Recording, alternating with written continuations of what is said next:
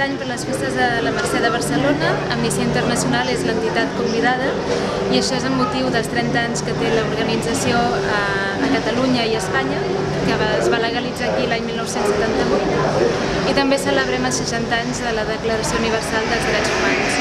Llavors, com ho farem? Doncs avui mateix inaugurem una exposició de fotografies de 30, són retrats de 30 defensors i defensores dels drets humans d'arreu del món.